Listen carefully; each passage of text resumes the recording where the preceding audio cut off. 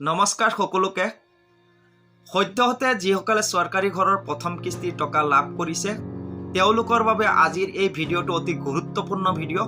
বন্ধু বান্ধৱীসকল, এই চৰকাৰী ঘৰৰ বাবদ চৰকাৰে সৰ্বমুঠ কিমান টকা প্ৰদান কৰিব আৰু আপোনাৰ চৰকাৰী ঘৰৰ সম্পূৰ্ণ টকাটো আদায় কৰিবৰ বাবে আপুনি কি কি কাম কৰিব লাগিব এই বিষয়ে আজিৰ ভিডিঅ'টোত সম্পূৰ্ণ আলোচনা কৰিম। গতিকে ভিডিঅ'টো স্কিপ নকৰাকৈ সম্পূৰ্ণ ভিডিঅ'টো চাওক। বন্ধু বান্ধৱীসকল, 2018-19 চনত যিসকল ব্যক্তিয়ে চৰকাৰী ঘৰৰ পৰা বঞ্চিত হৈ আছিলে, অৰ্থাৎ যিসকল ব্যক্তিয়ে দৰিদ্ৰ সীমাৰেখাৰ তলত বসবাস কৰি আছিলে আৰু তেওঁলোকে চৰকাৰী ঘৰ লাভ কৰা নাছিলে, তেওঁলোকক যাতে চৰকাৰে একোটা চৰকাৰী ঘৰ প্ৰদান কৰিব পাৰে তাৰ বাবে পঞ্চায়তৰ জিপিচিসকলে পঞ্চায়তৰ আণ্ডাৰত থকা প্ৰত্যেকখন ঘৰে ঘৰে গৈ, অৰ্থাৎ দৰিদ্ৰ সীমাৰেখাৰ তলত বসবাস কৰি থকা লোকসকলৰ ঘৰে ঘৰে গৈ একোটা জিঅ'টেক কৰিছিলে আৰু জিঅ'টেক কৰাৰ ভিত্তিতে তেওঁলোকৰ নামত, অৰ্থাৎ দৰিদ্ৰ সীমাৰেখাৰ তলত বসবাস কৰি থকা ব্যক্তিসকলৰ নামত একোটা ID প্ৰদান কৰা হৈছিলে। তেওঁলোকৰ নামত এটা ID সৃষ্টি হৈছিলে আৰু সেই IDৰ ভিত্তিতে বৰ্তমান আপোনালোকে চৰকাৰী ঘৰবিলাক লাভ কৰিছে। 2018-19 চনত যিবিলাক চৰকাৰী ঘৰ জিঅ'টেক কৰা হৈছিলে, সেই চৰকাৰী ঘৰবিলাকৰ আপোনালোকে যিহেতু বৰ্তমান সদ্যহতে চৰকাৰী ঘৰৰ টকা সোমাইছে আপোনালোকৰ চৰকাৰী ঘৰৰ, সেই লিষ্টৰ তেতিয়া পূৰ্বতেও সেই লিষ্টত থকা ঘৰবিলাক চৰকাৰে প্ৰদান কৰিছিলে, কিন্তু বৰ্তমান 2018-19 চনত জিঅ'টেক কৰা ঘৰৰ যিমানখিনি ঘৰ বাকী আছিলে, যিখিনি ঘৰ বাকী আছিলে, বৰ্তমান অসমৰ যিমান পঞ্চায়ত আছে প্ৰত্যেক পঞ্চায়তৰ 2018-19 জিঅ'টেক কৰা ঘৰৰ যিখিনি ঘৰ বাকী আছিলে, এই গোটেইখিনি ঘৰ একেলগে চৰকাৰে আবণ্টন দি দিছে বা চেংচন দি দিছে আৰু 2018-19 চনৰ আৰু কোনো এটা ঘৰ বাকী নাই। 2018-19 চনৰ ঘৰবিলাক সম্পূৰ্ণ সমাপ্ত হৈ গ'ল, ID ক্লিয়াৰ হৈ গ'ল আৰু কোনো ঘৰ বাকী নাই। ইয়াৰ পিছতে এইখিনি বৰ্তমান সদ্যহতে যিখিনি আপোনালোকে চৰকাৰী ঘৰ লাভ কৰিছে, এইখিনি ঘৰৰ কমপ্লিট হোৱাৰ পিছতকে জীৱিকা সখী বাইদেউসকলে বিগত পঞ্চায়ত নিৰ্বাচনৰ পূৰ্বে যিবিলাক জিঅ'টেক কৰিছিলে গোটৰ জীৱিকা সখী বাইদেউসকলে সেইবিলাক ঘৰ চৰকাৰে প্ৰদান কৰিব। বন্ধু বান্ধৱীসকল, আপোনাৰ যিহেতু 2018-19 চনত জিঅ'টেক কৰাৰ ভিত্তিত আপোনালোকে বৰ্তমান চৰকাৰী ঘৰটো লাভ কৰিছে, আপোনালোকৰ এই চৰকাৰী ঘৰটো যেতিয়া পঞ্জীয়ন কৰিছিলে পঞ্চায়তে, তেতিয়া আপোনালোকৰ ঘৰটো পঞ্জীয়ন কৰিবৰ কাৰণে পঞ্চায়তৰ ফালৰ পৰা আপোনাৰ বৈধ মাটিৰ প্ৰমাণ পত্ৰ, আপোনাৰ আধাৰ কাৰ্ড, আপোনালোকৰ একাউণ্ট নাম্বাৰ আৰু আপোনালোকৰ ফটো আদি পঞ্চায়তে সংগ্ৰহ কৰিছিলে, যাতে আপোনালোকৰ ঘৰটো পঞ্চায়তে ৰেজিষ্ট্ৰেশ্যন বা পঞ্জীয়ন কৰি আপোনালোকৰ জব কাৰ্ড নাম্বাৰখনো লৈছিলে। এইখিনি বস্তু সংগ্ৰহ কৰি যাতে আপোনালোকৰ ঘৰটো তেওঁলোকে পঞ্জীয়ন বা ৰেজিষ্ট্ৰেশ্যন কৰি আপোনালোকক চৰকাৰী ঘৰটো প্ৰদান কৰিব পাৰে। বন্ধু বান্ধৱীসকল, চৰকাৰী ঘৰ এটা প্ৰদান কৰিবলৈ হ'লে পোনপ্ৰথমে ঘৰটোৰ পঞ্জীয়ন বা ৰেজিষ্ট্ৰেশ্যন কৰিব লাগিব। প্ৰথমে জিঅ'টেক কৰিছে, জিঅ'টেক কৰাৰ পিছত আপোনালোকৰ নামত এটা ID ক্ৰিয়েট হৈছে বা ID সৃষ্টি হৈছে। তাৰপিছত পঞ্চায়তে আপোনালোকৰ পৰা যাৱতীয় প্ৰমাণ পত্ৰ সংগ্ৰহ কৰি আপোনালোকৰ ঘৰটো পঞ্জীয়ন বা ৰেজিষ্ট্ৰেশ্যন কৰিছে। কিন্তু পঞ্জীয়ন বা ৰেজিষ্ট্ৰেশ্যন কৰাৰ ক্ষেত্ৰত আপোনাৰ নামত জব কাৰ্ড থকাটো 100% বাধ্যতামূলক। যদি আপোনাৰ নামত জব কাৰ্ড নাথাকে তেতিয়া পঞ্চায়তে কোনো পধ্যে আপোনাৰ ঘৰটো পঞ্জীয়ন বা ৰেজিষ্ট্ৰেশ্যন কৰিব নোৱাৰে। পূৰ্বতে 2018-19 চনত যেতিয়া জিঅ'টেক কৰিছিলে, তেতিয়া যদি আপোনাৰ নামত জব কাৰ্ড আছিলে তেন্তে নিশ্চয় পঞ্চায়তে আপোনাৰ পৰা আপোনাৰ জব কাৰ্ড নম্বৰটো সংগ্ৰহ কৰিছে, আৰু নহ'লে পঞ্চায়তৰ জব কাৰ্ড এমপ্লয়মেণ্ট ৰেজিষ্টাৰ তাৰ পৰা আপোনাৰ জব কাৰ্ড নম্বৰটো সংগ্ৰহ কৰি তেওঁলোকে আপোনাৰ ঘৰটো পঞ্জীয়ন বা ৰেজিষ্ট্ৰেশ্যন কৰিহে আপোনাক ঘৰটো প্ৰদান কৰিছে। আৰু যদি 2018-19 চনত জিঅ'টেক কৰাৰ পিছত যদি 2018-19 চনত জিঅ'টেক কৰাৰ পূৰ্বে যদি আপোনাৰ জব কাৰ্ড নাছিলে কিন্তু আপোনাৰ ID ক্ৰিয়েট হৈছে বা আপোনাৰ IDত নাম সোমাইছিলে 2018-19 চনত, কিন্তু আপোনাৰ জব কাৰ্ড নাছিলে, তেন্তে পঞ্চায়তে নিজাববীয়াভাৱে পঞ্চায়তৰ প্ৰচেষ্টাত আপোনাৰ নামত এটা জব কাৰ্ড প্ৰদান কৰিছিলে। আপোনাৰ নামত এটা জব কাৰ্ড প্ৰদান কৰি আপোনাৰ ঘৰটো পঞ্জীয়ন বা ৰেজিষ্ট্ৰেশ্যন কৰিছিলে। এই বিষয়ে যদি পূৰ্বতে আপোনাৰ জব কাৰ্ড নাছিলে হয়তো আপুনি নাজানিব পাৰে। যদি আপুনি জানে তেন্তে ভাল কথা, নিশ্চয় আপোনাৰ জব কাৰ্ড নাম্বাৰটো আপুনি জানে বা আপোনাক যে চৰকাৰী ঘৰটো প্ৰদান কৰাৰ সময়ত যাতে আপোনাৰ চৰকাৰী ঘৰটো পঞ্জীয়ন বা ৰেজিষ্ট্ৰেশ্যন কৰিব পাৰে তাৰ বাবে আপোনাৰ জব কাৰ্ড নাম্বাৰটো তেওঁলোকে প্ৰদান কৰিছিলে বা আপোনাক জব কাৰ্ড নম্বৰটো দিছিলে। যদি আপোনাৰ ঘৰটো আপুনি যিহেতু চৰকাৰী ঘৰ লাভ কৰিছে আৰু চৰকাৰী ঘৰ লাভ কৰিবলৈ হ'লে আপোনাৰ নামত জব কাৰ্ড থকাটো বাধ্যতামূলক। আপোনাৰ জব কাৰ্ড নথকাকৈ কোনো পধ্যে আপোনাৰ ঘৰটো পঞ্চায়তে ৰেজিষ্ট্ৰেশ্যন বা পঞ্জীয়ন কৰিব নোৱাৰে, আৰু পঞ্জীয়ন বা ৰেজিষ্ট্ৰেশ্যন নকৰাকৈ আপোনাক কোনো পধ্যে পঞ্চায়তে ঘৰ প্ৰদান কৰিব নোৱাৰে। সেইকাৰণে পঞ্চায়তে আপোনাৰ নামত এটা জব কাৰ্ড ইছ্যু কৰি, আপোনাৰ নামত এটা জব কাৰ্ড প্ৰদান কৰি সেই জব কাৰ্ড নাম্বাৰটো আৰু আপোনাৰ যিটো ঘৰৰ ID নাম্বাৰ 9টা সংখ্যা থাকে, 9টা সংখ্যাৰ এটা ID নাম্বাৰ থাকে, এই ঘৰৰ ID নম্বৰ আৰু জব কাৰ্ড নাম্বাৰটো সংলগ্ন কৰিহে আপোনাৰ ঘৰটো পঞ্জীয়ন বা ৰেজিষ্ট্ৰেশ্যন কৰিহে আপোনাক চৰকাৰীভাৱে আপোনাৰ ঘৰৰ প্ৰথম কিস্তি টকাটো বা দ্বিতীয় কিস্তি টকাটো প্ৰদান কৰিছে। এই বিষয়ে যদি আপুনি নাজানে যে বা অৱগত যদি নহয় যে আপোনাৰ নামত জব কাৰ্ড আছে নে নাই, পূৰ্বতেতো যদি আপোনাৰ জব কাৰ্ড আছিলে তেন্তেতো আপুনি অৱগত যে আপোনাৰ নামত জব কাৰ্ড আছে, কিন্তু 2018-19 চনৰ পূৰ্বে যদি আপোনাৰ জব কাৰ্ড নাছিলে তেন্তে নিশ্চয় জানিব পঞ্চায়তে আপোনাৰ নামত এখন জব কাৰ্ড ইছ্যু কৰি সেই জব কাৰ্ড নাম্বাৰটো আৰু আপোনাৰ ঘৰৰ ID নাম্বাৰটো সংলগ্ন কৰিহে আপোনাক চৰকাৰী ঘৰটো প্ৰদান কৰিছে। বন্ধু বান্ধৱীসকল, ইতিমধ্যে মই বাৰে বাৰে জব কাৰ্ডৰ কথাটো কোৱাৰ উদ্দেশ্য হ'ল জব কাৰ্ডৰ একাউণ্টৰ মাধ্যমেদিও চৰকাৰে আপোনালোকক যিসকল ব্যক্তিয়ে নতুন চৰকাৰী ঘৰ লাভ কৰিছে, সদ্যহতে যিসকল ব্যক্তিয়ে চৰকাৰী ঘৰ লাভ কৰিছে তেওঁলোকক জব কাৰ্ডৰ মাধ্যমেদিও প্ৰায় 25-30 হাজাৰ টকা চৰকাৰে প্ৰদান কৰিব। বন্ধু বান্ধৱীসকল, আপোনালোকৰ প্ৰথম কিস্তিৰ যিটো ঘৰৰ টকা 32,500 টকা যিটো একাউণ্টত সোমাইছে সেই একাউণ্টত আৰু দুটা কিস্তি টকা সোমাব। প্ৰথম কিস্তিত সোমাইছে 32,500 টকা আৰু দ্বিতীয় কিস্তিত সোমাব 39,750 টকা আৰু তৃতীয় কিস্তিত সোমাব 39,750 টকা। এনেকৈ তিনিটা কিস্তিত, অৰ্থাৎ তিনিটা কিস্তিত আপোনাক ঘৰৰ যিটো প্ৰথম কিস্তিৰ যিটো টকা সোমাইছিলে যিটো একাউণ্টত, সেই একাউণ্টতে মুঠ 1,30,000 টকা সোমাব। এইটো ডাইৰেক্ট সোমাব। প্ৰথম সোমাব 32,500 টকা, 32,500 টকা, দ্বিতীয় কিস্তিত সোমাব 39,750 টকা আৰু তৃতীয় কিস্তিত সোমাব 39,750 টকা। এনেকৈ সৰ্বমুঠ টকা সোমাব আপোনাৰ 1,30,000 টকা। আৰু আপোনাৰ যিটো আপোনাৰ নামত যিহেতু জব কাৰ্ড নাছিলে, আপোনাৰ নামত এটা জব কাৰ্ড প্ৰদান কৰি যেতিয়া আপোনাৰ ঘৰটো ৰেজিষ্ট্ৰেশ্যন কৰিছে, গতিকে আপোনাৰ নামত যিখন জব কাৰ্ড নম্বৰ ইছ্যু কৰিছিলে বা আপোনাক যিটো জব কাৰ্ড নম্বৰ প্ৰদান কৰিছে, সেই জব কাৰ্ডৰ যিটো একাউণ্ট হ'ব আপোনাৰ বা আপোনাৰ ৱাইফৰ নামত, সেই জব কাৰ্ডৰ একাউণ্টৰ মাধ্যমেদি চৰকাৰে আপোনালোকক মুঠ 95 দিনৰ হাজিৰা প্ৰদান কৰিব। কেৱল মাত্ৰ যিসকল ব্যক্তিয়ে বৰ্তমান চৰকাৰী ঘৰ লাভ কৰিছে তেওঁলোকৰ জব কাৰ্ডৰ একাউণ্টতহে এই 24,320 টকা সোমাব। বন্ধু বান্ধৱীসকল, যিসকল ব্যক্তিয়ে নতুন চৰকাৰী ঘৰ লাভ কৰিছে তেওঁলোকক চৰকাৰে জব কাৰ্ডৰ মাধ্যমেদি 95 দিনৰ হাজিৰা প্ৰদান কৰিব।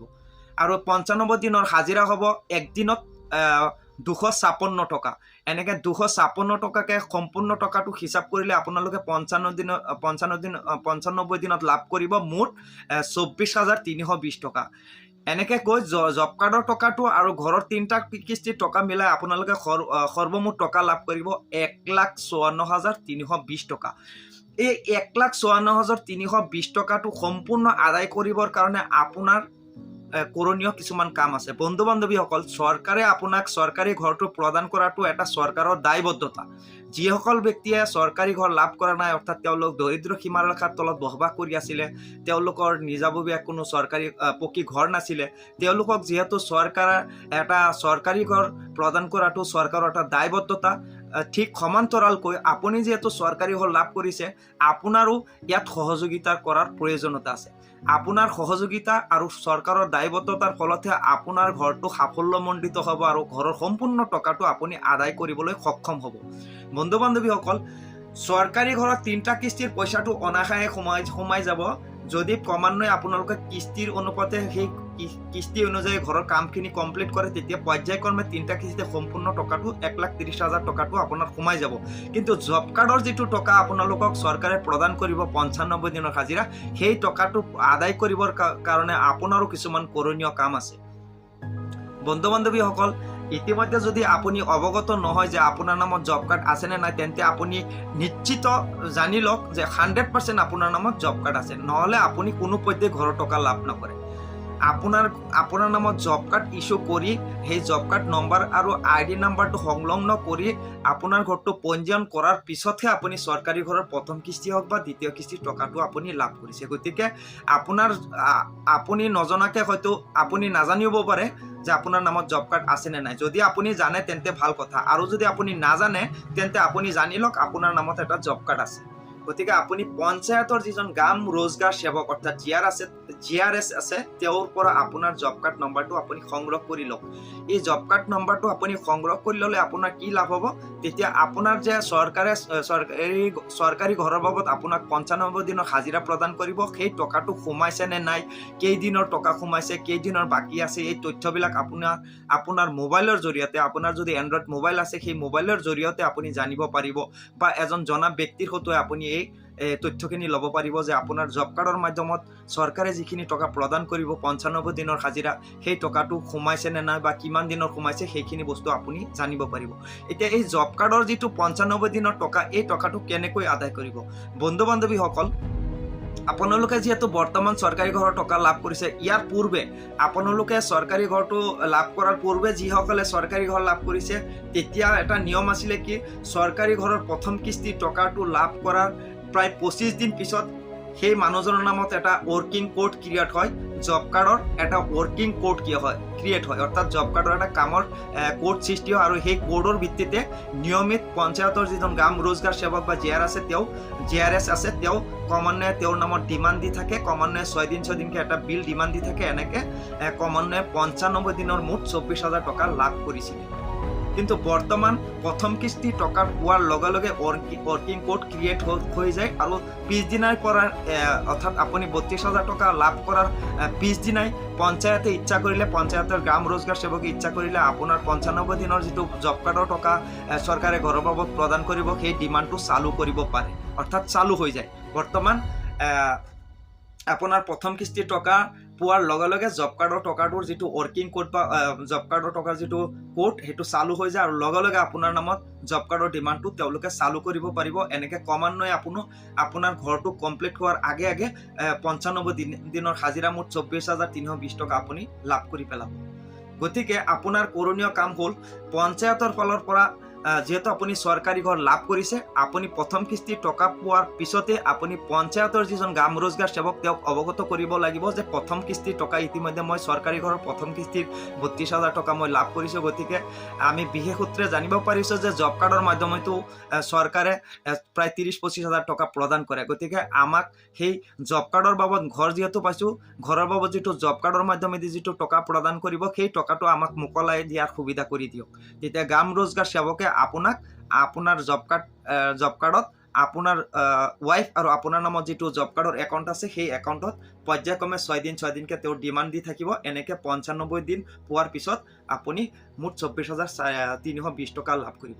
বন্ধু বান্ধৱীসকল, মই যিহেতু কৈছোঁ যে চৰকাৰৰ দায়বদ্ধতা হ'ল চৰকাৰে আপোনাক এটা চৰকাৰী ঘৰ প্ৰদান কৰা, যিহেতু আপুনি দৰিদ্ৰ সীমাৰেখাৰ তলত বসবাস কৰি আছে, কিন্তু আপোনাৰো ইয়াৰ সহযোগিতাৰ প্ৰয়োজন আছে।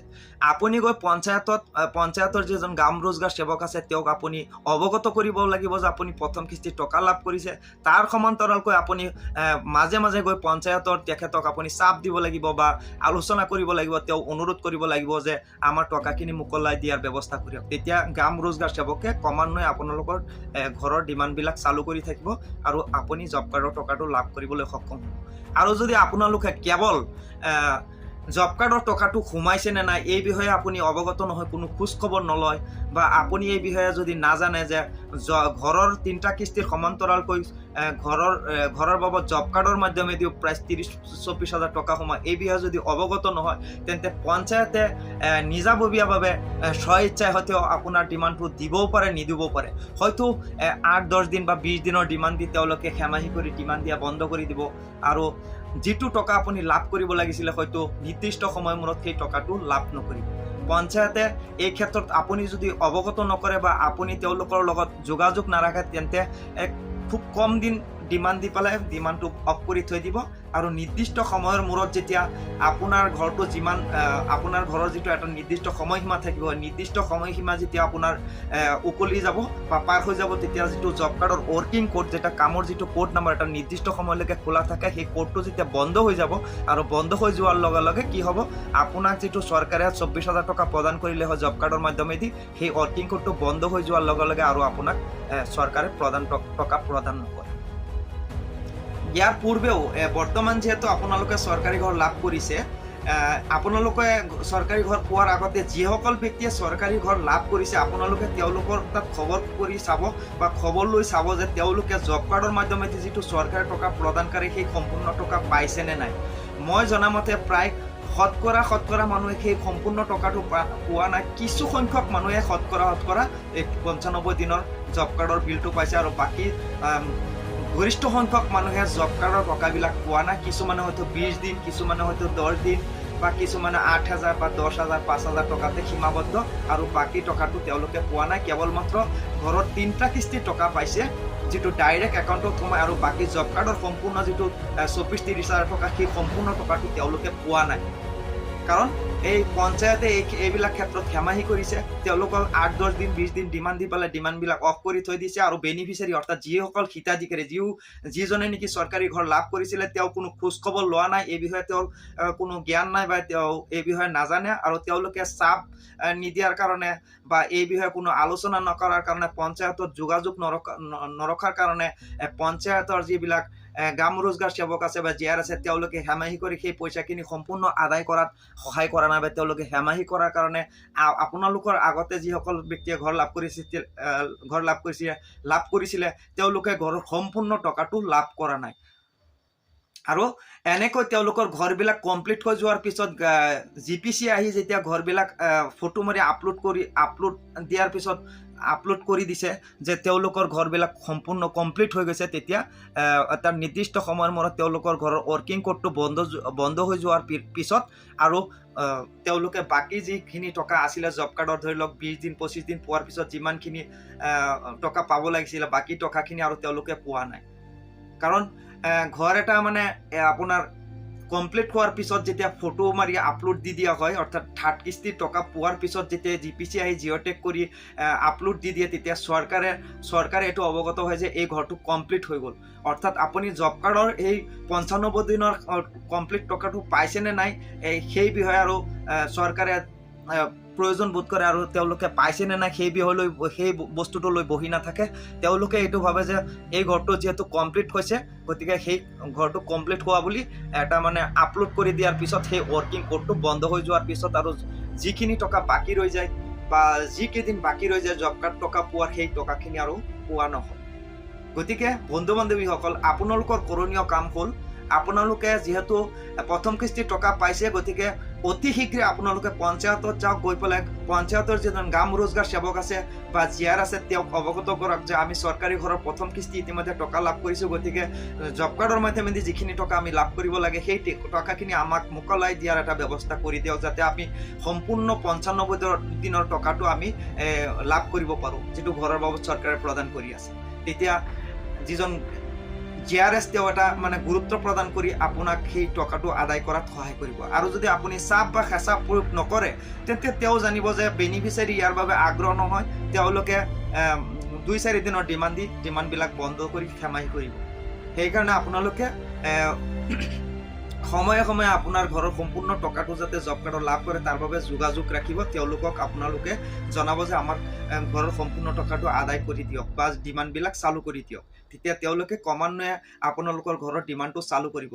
বন্ধু বান্ধৱীসকল, আপোনাৰ জব কাৰ্ডৰ টকাটো যদি তেওঁলোকে ডিমাণ্ড দিয়াত হেমাহি কৰে বা গাদ্দাৰী কৰে, তেওঁলোকে যদি আপোনাৰ জব কাৰ্ডৰ টকাটো মুকলি কৰি দিয়াত যদি সহায় নকৰে বা নিৰ্দিষ্ট দিন বৰ্তমান ধৰি লওক আপুনি 1-2 মাহ যদি হৈ গৈছে অলৰেডি আপুনি 32,500 টকা আপুনি লাভ কৰিছে প্ৰথম কিস্তিত, কিন্তু এতিয়ালৈকে আপোনাৰ জব কাৰ্ডৰ ৱৰ্কিং কোড ক্ৰিয়েট হোৱা নাই বা আপোনাৰ জব কাৰ্ডৰ ডিমাণ্ড হোৱা নাই বা আপোনাৰ জব কাৰ্ডৰ যদি এতিয়ালৈকে ঘৰৰ যিটো টকা 95 দিনত দিব লাগে সেই টকাবিলাক যদি সোমোৱা নাই, তেন্তে আপুনি গৈ পেলাই গ্ৰাম ৰোজগাৰ সেৱকক অৱগত কৰক। তাৰপিছতো যদি তেওঁ যদি এই বিষয়ে গুৰুত্ব নিদিয়ে তেন্তে আপুনি কি কৰিব, আপুনি এটা লিখিত অভিযোগ বা মৌখিক হিচাপে আপোনাৰ যিটো ব্লক ডেভেলপমেণ্ট অফিচাৰ অৰ্থাৎ উন্নয়ন খণ্ডৰ যিজন উন্নয়ন খণ্ড বিষয়া বিডিঅ' মেম বা বাইদেউক আপুনি অৱগত কৰক যে বাইদেউ বা ছাৰ মই এটা চৰকাৰী ঘৰ লাভ কৰিছোঁ, চৰকাৰী ঘৰৰ যিটো প্ৰথম কিস্তি বা দ্বিতীয় কিস্তিৰ টকা লাভ কৰিছোঁ, তাৰ সমান্তৰালকৈ যিটো জব কাৰ্ডৰ মাধ্যমেদি চৰকাৰে টকা প্ৰদান কৰে, এই টকাটো পঞ্চায়তে এতিয়ালৈকে মোক প্ৰদান কৰা নাই। এই বিষয়ে আমি পঞ্চায়ত বাৰে বাৰে অৱগত কৰিছোঁ বা গ্ৰাম ৰোজগাৰ সেৱক বা JRSক অৱগত কৰিছোঁ, কিন্তু তেওঁ আমাৰ এই বিষয়টোত গুৰুত্ব দিয়া নাই। এতিয়ালৈকে আমি ঘৰৰ যিটো জব কাৰ্ডৰ টকা সেই টকাটো আমি লাভ কৰা নাই। এই বিষয়ে আপুনি এটা অভিযোগ বা একটা দৰখাস্ত বা মৌখিকভাৱে অৱগত কৰাৰ পিছত বিডিঅ' বা খণ্ড উন্নয়ন বিষয়াই অতি শীঘ্ৰে সেই পঞ্চায়তৰ যিজন জিয়াৰ আছে তেওঁক হেঁচা প্ৰয়োগ কৰিব, তেওঁক প্ৰেছাৰাইজ কৰিব, তেওঁক ধমকি দিব যে অতি শীঘ্ৰে যাতে সেই বেনিফিচিয়াৰীসকলৰ একাউণ্টত জব কাৰ্ডৰ টকাটো মোকলাই দিয়া বা আৰু সম্পূৰ্ণ টকাটো যাতে মোকলাই দিয়ে, কোনো পধ্যে যাতে সেই টকাটো বাকী নাথাকে, সম্পূৰ্ণ টকাটোতো মোকলাই দিয়ে। আৰু যেতিয়া ব্লকৰ পৰা এই পঞ্চায়তৰ JRSৰ ওপৰত এই চাপ বা হেঁচা আহিব, তেতিয়া অনাহে আপুনি সেই টকাটো লাভ কৰিব। আৰু যদি আপোনালোকে যোগাযোগ নাৰাখে, আপোনালোকে যদি 1,30,000 টকাতে সীমাবদ্ধ থাকে বা 1,30,000 টকা পাই যদি আপুনি সন্তুষ্ট থাকে, সেই টকাটোৰ প্ৰয়োজন বোধ নকৰে বা পঞ্চায়তৰ লগত যোগাযোগ নাৰাখে, তেন্তে আপুনি সম্পূৰ্ণ টকাটো নাপাবও পাৰে আৰু হয়তো অলপ চলপ কিবা এটা পাই আপুনি তাতে সীমাবদ্ধ থাকিব, গোটেই টকাটো বাকী টকাটো মাৰ যাব। বন্ধু বান্ধৱীসকল, প্ৰথম কিস্তিৰ ঘৰৰ টকাটো লাভ কৰাৰ পিছত আপোনালোকে পিৰালিলৈকে যেতিয়া নিৰ্মাণ কৰিব, পিৰালিলৈকে নিৰ্মাণ কৰাৰ পিছত GPC আহি আপোনাৰ ঘৰটো জিঅ'টেক কৰিব, জিঅ'টেক কৰি ফটোবিলাক আপলোড দিয়াৰ পিছত আপোনাৰ ছেকেণ্ড কিস্তিৰ টকাটো সোমাব। ছেকেণ্ড কিস্তি যেতিয়া 48,750 টকা সোমাব, সেই ছেকেণ্ড কিস্তিৰ টকাটো দি আপুনি কামবিলাক লেহেম গতিত কৰি যাব। আপোনাৰ ঘৰটোৰ নিৰ্মাণৰ যিটো গতি, সেইটো লেহেম গতিত লাহে লাহে কৰি থাকিব। এই কাৰণে লাহে লাহে কৰিব যাতে আপোনাৰ 95 দিনৰ যিটো হাজিৰা জব কাৰ্ডত সেই টকাটো যাতে আদায় হৈ যায়। যদি আপুনি দ্ৰুত গতিত ঘৰৰ কামটো কমপ্লিট কৰি আপুনি ঘৰটো আপলোডৰ ফটো মাৰি দি দিয়ে, এফালে দি দিয়াৰ লগে লগে GPCয়ে যেতিয়া ঘৰটো কমপ্লিট হোৱা বুলি আপলোড কৰি ফটো মাৰি দি দিব, তেতিয়া আপোনাৰ ৱৰ্কিং কোডটো বন্ধ হৈ যাব আৰু আপুনি আপোনাৰ যিখিনি টকা বাকী ৰৈ যায় জব কাৰ্ডৰ, সেইখিনি টকা আৰু নাপাব। সেইকাৰণে আপুনি লেহেম গতিত ঘৰটো কৰি থাকক আৰু যাতে ইফালে 95 দিনৰ জব কাৰ্ডৰ কমপ্লিট টকাটো সোমাই যায়, সেইটো আপুনি ধ্যান ৰাখিব। আৰু আপুনি মাজে মাজে গৈ আপোনাৰ জব কাৰ্ডৰ যিটো একাউণ্ট আপোনাৰ ৱাইফৰ বা আপোনাৰ সেইখিনি চেক কৰি থাকিব যে কিমান দিনৰ টকা অলৰেডি সোমাইছে আৰু কিমান দিন বাকী আছে। যেতিয়া দেখিব যে আপোনাৰ কমপ্লিট 95 দিনৰ হাজিৰা অলৰেডি সোমাই গৈছে ঘৰৰ জব কাৰ্ডৰ মাধ্যমেদি, তেতিয়া আপুনি ঘৰৰ কমপ্লিট কামটো কৰি GPC আহি ফটো মাৰি লৈ যাবলৈ দিব। প্ৰথম কিস্তি পোৱাৰ পিছত দ্বিতীয় কিস্তিৰ কামটো আপুনি লেহেম গতিত কৰিব। আৰু GPCয়ে যদি আপোনাক প্ৰেছাৰাইজ কৰে যে আপোনালোকে দ্বিতীয় কিস্তিৰ টকাটো পাই আপোনালোকে কিয় বহি আছে, কামটো কিয় কমপ্লিট কৰা নাই, তেতিয়া আপোনালোকে ক'ব যে আমাক আগধৰি জব কাৰ্ডৰ যিটো পইচা 95 দিনৰ হাজিৰা সেইখিনি টকা প্ৰদান কৰি লওক, পিছতহে আমি দ্বিতীয় কিস্তিৰ টকাটোৰে দ্বিতীয় কিস্তিৰ যিখিনি ঘৰ নিৰ্মাণ কৰিব লাগে সেইখিনি আমি কমপ্লিট কৰিম, নহ'লে আমি নকৰোঁ। আপোনালোকে যেতিয়া ঘৰৰ কাম কমপ্লিট নকৰিব, তেতিয়া GPC আহি দ্বিতীয় কিস্তিৰ যিখিনি পৰ্যায়লৈকে আপুনি নিৰ্মাণ কৰিব লাগে সেইখিনিলৈকে নিৰ্মাণ নহ'লে তেওঁ ফটো মাৰি আপলোড কৰিব নোৱাৰে। যদি আপলোড কৰিব নোৱাৰে, তেন্তে ব্লকৰ পৰা তেওঁলোকৰ ওপৰত চাপ আহিব যাতে এই কামখিনি কিয় লেহেম গতিত হৈ আছে। তেতিয়া তাৰ ওপৰত যাতে চাপটো নাহে, তাৰ বাবে তেওঁলোকে কি কৰিব, আপোনালোকৰ জব কাৰ্ডৰ পইচাটো সোনকালে মোকলাই দিব। আৰু এনেকৈ ধৰি লওক আপোনাৰ ঘৰৰ সম্পূৰ্ণ টকাটো থাৰ্ড কিস্তি পোৱাৰ আগে আগে যাতে জব কাৰ্ডৰ টকাটো আপোনাৰ ক্লিয়াৰ হৈ যায়, সেই বস্তুটো আপোনালোকে ধ্যান ৰাখিব লাগিব। বন্ধু বান্ধৱীসকল, আৰু কিছুমান কৰণীয় কাম আছে। আপোনাৰ নামত যিহেতু জব কাৰ্ড নাছিলে, যিসকল আছে তেওঁলোকৰ ক্ষেত্ৰতো বেলেগ, কিন্তু যিসকল ব্যক্তিৰ জব কাৰ্ড নাছিলে তেওঁলোকক যিহেতু চৰকাৰী ঘৰ প্ৰদান কৰিছে, সেইকাৰণে তেওঁলোকৰ নামত এটা পঞ্চায়তে নিজাববীয়াকৈ এটা জব কাৰ্ড ইছ্যু কৰি তেওঁলোকৰ নামত এটা জব কাৰ্ড প্ৰদান কৰি তেওঁলোকৰ ঘৰটো পঞ্চায়তে ৰেজিষ্ট্ৰেশ্যন কৰাৰ পিছতে টকা সোমাইছিলে। আৰু সেই জব কাৰ্ডবিলাকৰ কিছুমান কৰণীয় কাম আছে। সেয়া হ'ল আমাৰ পঞ্চায়তৰ ফালৰ পৰা মাজতে যিসকল ব্যক্তিয়ে চৰকাৰী ঘৰ লাভ কৰিছে তেওঁলোকক মাইক যোগে এনাউন্সমেণ্ট কৰি ঘোষণা কৰিছিলে যে যিসকল ব্যক্তিয়ে চৰকাৰী ঘৰ লাভ কৰিছে বা যিসকল ব্যক্তিৰ জব কাৰ্ড আছে, প্ৰত্যেকেই জব কাৰ্ডত KYC কৰিব লাগিব।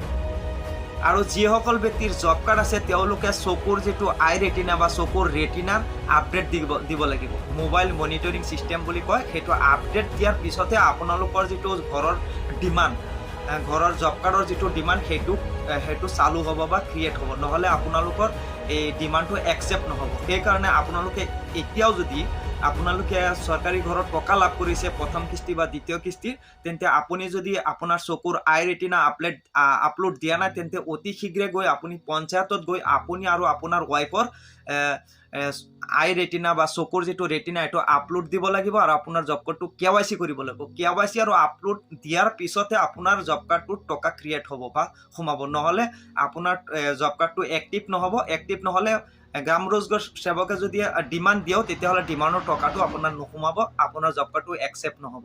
আৰু সেইকাৰণে এইখিনি প্ৰচেছৰ কাৰণে গ্ৰাম ৰোজগাৰ সেৱকে আপোনাক চাপ বা হেঁচা প্ৰয়োগ নকৰে।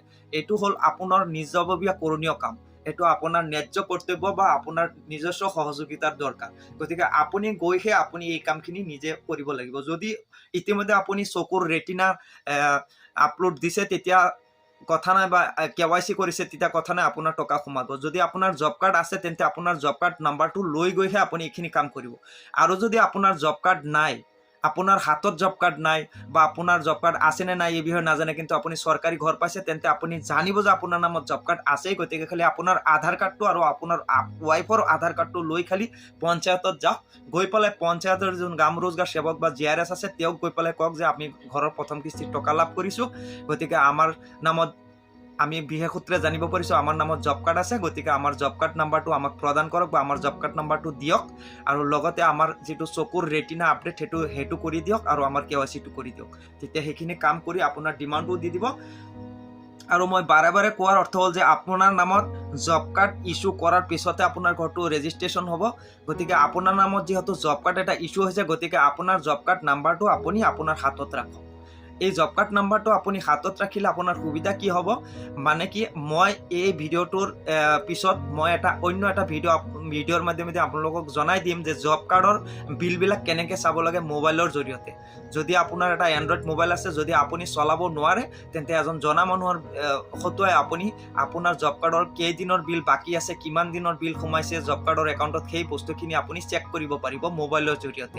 আৰু সেই চেকটো কৰিবৰ কাৰণে আপোনাৰ জব কাৰ্ড নাম্বাৰটো বাধ্যতামূলক, আপোনাৰ জব কাৰ্ড নাম্বাৰটো লাগিব। সেইকাৰণে আপুনি যিহেতু নতুন চৰকাৰী ঘৰ লাভ কৰিছে, পূৰ্বতে আপোনাৰ জব কাৰ্ড নাছিলে, বৰ্তমান যদি জব কাৰ্ড আপোনাৰ হাতত নাই, জব কাৰ্ড কিতাপখন থকাটো বাধ্যতামূলক নহয়, কিন্তু জব কাৰ্ড নাম্বাৰটো লাগিব।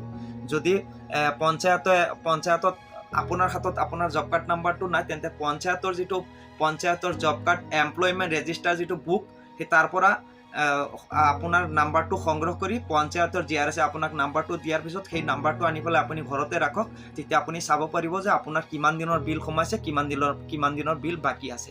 এই বিষয়ে মই ইয়াৰ পৰৱৰ্তী ভিডিঅ'ত আপোনালোকক প্ৰদান কৰিম। তাৰ পৰা আপোনালোকে ভিডিঅ'টো চাই আপোনালোকৰ জব কাৰ্ডৰ বিলবিলাক বা ঘৰৰ কিমান টকা সোমাইছে সেই বস্তুখিনি আপোনালোকে চাব পাৰিব। বন্ধু বান্ধৱীসকল, এনেকুৱা এটা জব কাৰ্ড আপোনাক প্ৰদান কৰিব। যদি পূৰ্বতে আপোনাৰ জব কাৰ্ড নাছিলে, তেন্তে বৰ্তমান আপোনাক পঞ্চায়তে এনেকুৱা এখন জব কাৰ্ড আপোনাক প্ৰদান কৰিব। বন্ধু বান্ধৱীসকল, পঞ্চায়তত হয়তো এনেকুৱা কিতাপ, এনেকুৱা বহীখন মানে জব কাৰ্ডৰ নাথাকিব পাৰে, 5 বছৰ পিছেহে জব কাৰ্ডত এনেকুৱা ৰিনুৱেল জব কাৰ্ডবিলাক ব্লকৰ পৰা প্ৰদান কৰে। যেহেতু বৰ্তমান যদি এনেকুৱা কিতাপবিলাক নাথাকে, তেন্তে আপোনাক কেৱল জব কাৰ্ডৰ নাম্বাৰটো দিব। পঞ্চায়তৰ যিখন এমপ্লয়মেণ্ট ৰেজিষ্টাৰ বা পঞ্চায়তৰ জব কাৰ্ডৰ যিটো ৰেজিষ্টাৰ, তাতে আপোনাৰ নাম থাকিব বা পঞ্চায়তৰ নাম বা জব কাৰ্ড নাম্বাৰ থাকিব, কিন্তু আপোনাৰ এই কিতাপখন নাথাকিলেও অসুবিধা নাই। পিছত যেতিয়া পঞ্চায়তত কিতাপবিলাক আহিব, তেতিয়া হয়তো আপোনাক এই জব কাৰ্ডটো আপোনাক পঞ্চায়তে প্ৰদান কৰিব, কিন্তু এনেকুৱা এটা নাম্বাৰ থাকিব, এই নাম্বাৰটোৱে আপোনাক তেওঁলোকে প্ৰদান কৰিব। এনেকুৱা এটা নাম্বাৰ থাকিব, ওপৰত যিটো নাম্বাৰ সেইটো আপোনাৰ জব কাৰ্ড নাম্বাৰ থাকিব। ইয়াতে ক্ৰমান্বয়ে আপোনালোকৰ কাৰ নাম থাকিব, প্ৰাপ্তবয়স্ক 5জন মানুহৰ নাম এটা জব কাৰ্ডত সোমাব পাৰে। এই ক্ৰমান্বয়ে ইয়াত চিৰিয়েল থাকিব, 5জন মানুহৰ নাম থাকিব।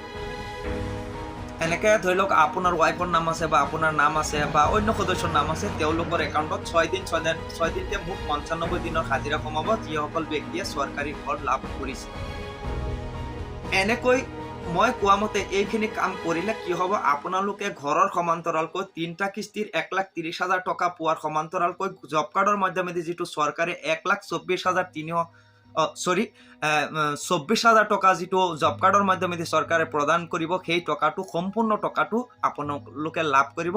আৰু এনেকৈ সৰ্বমুঠ আপোনালোকে ঘৰত 3টা কিস্তিৰ 1,30,000 টকা আৰু জব কাৰ্ডৰ 24,300 টকা মিলাই আপোনালোকে সৰ্বমুঠ লাভ কৰিব 1,54,320 টকা। বন্ধু বান্ধৱীসকল, আপোনালোকে সদ্যহতে কি কৰিব, যদি ঘৰৰ টকা লাভ কৰিছে তেন্তে পঞ্চায়তত গৈ পেলাই আপোনালোকে আপোনালোকৰ জব কাৰ্ড নাম্বাৰটো সংগ্ৰহ কৰি ৰাখিব। আৰু আপোনালোকে তাতে মোবাইলৰ জৰিয়তে চাব পাৰিব যে আপোনালোকৰ জব কাৰ্ডত মুঠ কিমান টকা সোমাইছে, কেইদিন বাকী আছে। ধৰি লওক আপোনাৰ 45 দিনৰ বিল সোমাইছে, আৰু 45 দিন আপুনি পাব লাগিব বা 50 দিন পাব লাগিব। তাৰ বাবে আপুনি পঞ্চায়তত গৈ যোগাযোগ ৰাখিব লাগিব। GRSক ক'ব লাগিব যে ছাৰ আমি 95 দিনৰ পৰা মুঠ এতিয়া 45 দিনৰ হাজিৰা পাইছোঁ, আৰু বাকী দিনৰ পইচাখিনি আমাক মোকলাই দিয়ক বা আমাৰ জব কাৰ্ডৰ ডিমাণ্ডবিলাক চালু কৰি দিয়ক। তেতিয়া তেওঁ গ্ৰাহ্য কৰি আপোনালোকৰ জব কাৰ্ডৰ ডিমাণ্ডবিলাক নিয়মিত চালু কৰিব। আৰু ঘৰৰ সমান্তৰালকৈ, অৰ্থাৎ ঘৰৰ 3টা কিস্তিৰ সমান্তৰালকৈ মুঠ 95 দিনৰ হাজিৰাও আপোনালোকৰ সোমাই যাব। এনেকৈ ঘৰৰ সম্পূৰ্ণ টকাটো আপুনি লাভ কৰিব। আৰু ঘৰৰ 3টা কিস্তি কমপ্লিট হোৱাৰ পিছত যদি আপোনাৰ জব কাৰ্ডৰ কমপ্লিট টকাটো আদায় নহয়, আৰু কেনেবাকৈ যদি GPCয়ে যদি আপোনাৰ ঘৰৰ ফটোটো মাৰি লৈ যায়, তেতিয়া বাকী যিকেইদিন ৰৈ যায় সেইখিনি টকা আপুনি নাপাবও পাৰে। ইয়াৰ পূৰ্বতে চাব, যিসকল ব্যক্তিয়ে পঞ্চায়তৰ লগত যোগাযোগ ৰখা নাই আৰু সেইসকল ব্যক্তিয়ে ঘৰৰ যিটো জব কাৰ্ডৰ টকা কমপ্লিট টকা তেওঁলোকে লাভ কৰা নাই। কাৰণ পঞ্চায়তে এই ক্ষেত্ৰত পঞ্চায়তৰ কৰ্মচাৰীসকলে হেমাহি কৰে। আৰু হেমাহি মানে কি, এটা পঞ্চায়তৰ যিমানখিনি ঘৰ আছে গোটেইখিনি ঘৰ যেতিয়া একেলগে চেংচন দি দিয়ে, সেই গোটেইখিনি মানুহৰ জব কাৰ্ডৰ ডিমাণ্ড দিয়াৰ ক্ষেত্ৰত তেওঁলোকৰ অলপ অসুবিধা বা কষ্ট হয়। সেইকাৰণে তেওঁলোকে মানে সেই ক্ষেত্ৰত হেমাহি কৰে আৰু জব কাৰ্ডৰ ডিমাণ্ডবিলাক কমপ্লিট দিয়াত তেওঁলোকৰ অসুবিধা হয়। সেইকাৰণে আপুনি যদি এই ক্ষেত্ৰত সজাগ থাকে বা আপুনি এই ক্ষেত্ৰত যদি তেওঁলোকৰ লগত যোগাযোগ ৰাখে, তেওঁলোকে তেতিয়াহ'লে সেই হেমাহিটো কৰিব নোৱাৰে। আৰু হেমাহি নকৰাৰ ফলত কি হয়, সম্পূৰ্ণ টকাটো আদায় হয় আৰু আপোনাৰ জব কাৰ্ডৰ মাধ্যমেদি যিটো 95 দিনৰ হাজিৰা, সেই সম্পূৰ্ণ টকাটো আপোনালোকে লাভ কৰিব। বন্ধু বান্ধৱীসকল, আজিৰ ভিডিঅ'টো ইমানেই।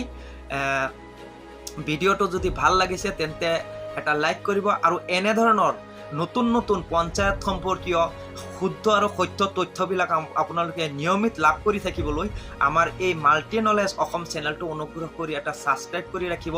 আৰু ভিডিঅ'টো শ্বেয়াৰ কৰিব। আপুনি যেনেকৈ চৰকাৰী ঘৰৰ টকাটো সম্পূৰ্ণ টকাটো পাবলৈ যিখিনি মানে পৰামৰ্শ লাভ কৰিছে, যাতে আপোনাৰ সমান্তৰালকৈ যিসকল দুখীয়া দৰিদ্ৰ ব্যক্তিয়ে চৰকাৰী ঘৰ লাভ কৰিছে তেওঁলোকেও যাতে সেই চৰকাৰী ঘৰৰ সম্পূৰ্ণ টকাটো লাভ কৰিব পাৰে। আৰু সম্পূৰ্ণ টকাটো লাভ কৰিবৰ কাৰণে কি কি কৰিব লাগিব এই ভিডিঅ'টোৰ মাধ্যমেৰে যাতে তেওঁলোকে জানিব পাৰে। আৰু এইখিনি জানি লৈ যাতে তেওঁলোকে এই নিয়মখিনি কৰি যাতে তেওঁলোকৰ ঘৰৰ জব কাৰ্ডৰ টকাটো সমুদায় আদায় কৰিব পাৰে, তাৰ বাবে আপোনালোকে ভিডিঅ'টো অনুগ্ৰহ কৰি এটা শ্বেয়াৰ কৰিব। আৰু ইয়াৰ পিছতে মই আৰু এটা ভিডিঅ' আপোনালোকক প্ৰদান কৰিম যে চৰকাৰী ঘৰৰ বাবদ যিটো 24,320 টকা প্ৰদান কৰে চৰকাৰে, সেই টকাটো আপুনি কেনেকৈ চেক কৰিব আৰু মোবাইলৰ জৰিয়তে আপোনাৰ কিমান দিনৰ বিল সোমাইছে আৰু কিমান দিনৰ বাকী আছে সেইবিলাক চাবৰ কাৰণে মই অন্য এটা ভিডিঅ'ত আপোনালোকক প্ৰদান কৰিম। আজিৰ ভিডিঅ'টো ইমানেই। ধন্যবাদ, নমস্কাৰ।